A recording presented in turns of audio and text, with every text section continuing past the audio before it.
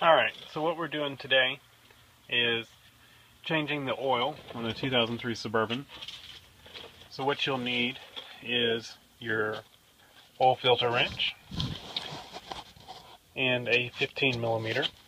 So go ahead and jack up Suburban, put some stands under it.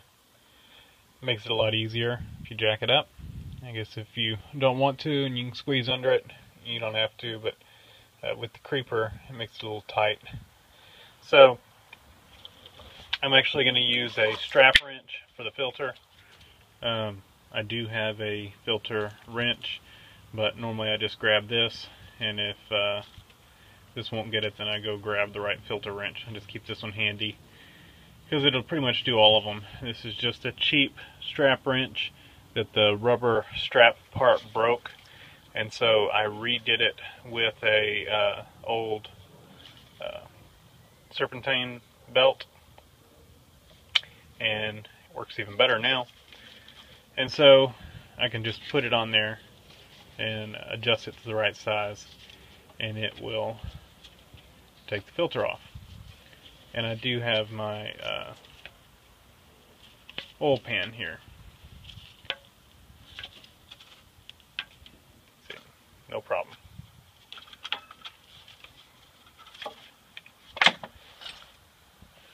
So we'll get this draining. I like to go ahead and loosen the filter first, because it's going to drip for a while, and then I'll take the plug out. Well, you can do it either way, but we'll get the plug out and we'll let them both drain. So it's draining. The filter is just about done dripping, so we can screw it off.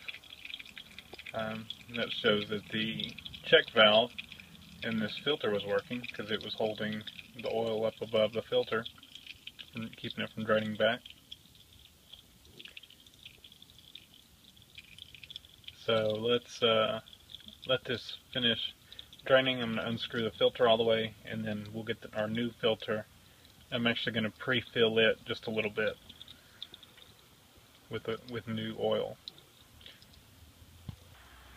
So I poured some oil in the new filter and just kind of pre-filled it so that it's not such a dry startup when we start it up. And you want to go ahead and take some of your new oil and spread around this O-ring so that it gets good and coated, so that it doesn't stick when you spin it on. I already did it, but I can just take some of that there, just kind of work it around. So now we're ready to take this filter and put it on. And we will just hand tighten this one. Don't use your filter wrench on it. So, filter's in and tight. So clean off your drain plug. There's a magnet on the end of it. Check the magnet, make sure there's no big chunks or anything on it, or a lot of accumulated small chunks. You might have just a little bit on there, that's fine. And then also check to make sure this rubber gasket that's on the drain plug is in good shape. Might want to dab just a little bit of oil on it.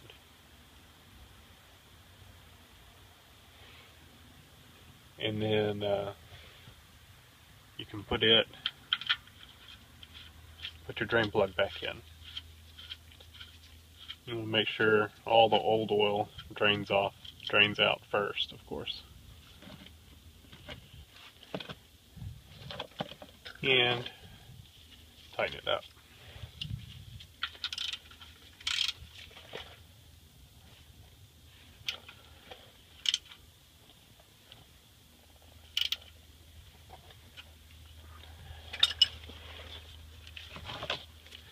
And we'll take our rag,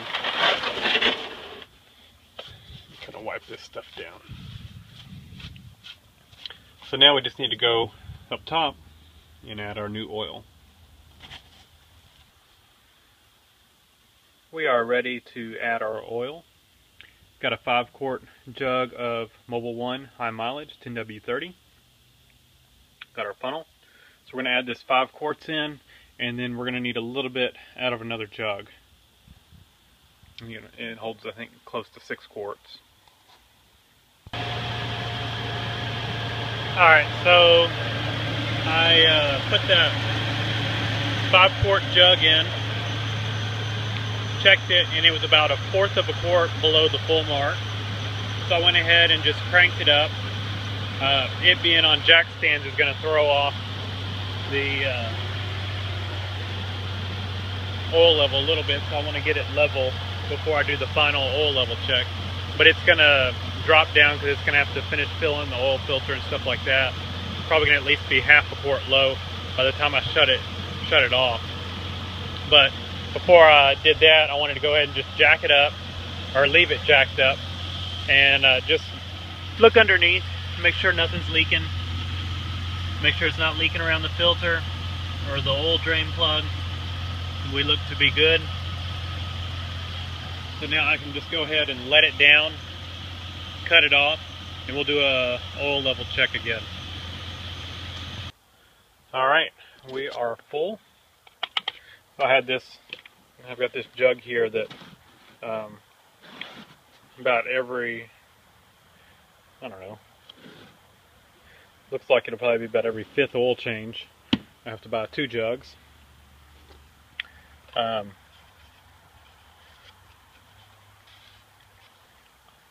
So I added the 5 quarts, and then we cranked it up after I let it off the jack and the stands, got it level, and after it had run, checked it, and it was just above the add 1 quart line.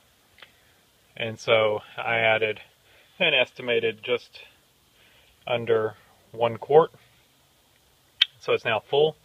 So it either holds 6 quarts or just a hair under 6 quarts. And we are good to go. I'll crank it up one more time and then just check it one more time, but it should stay full. Anyway, thanks for watching.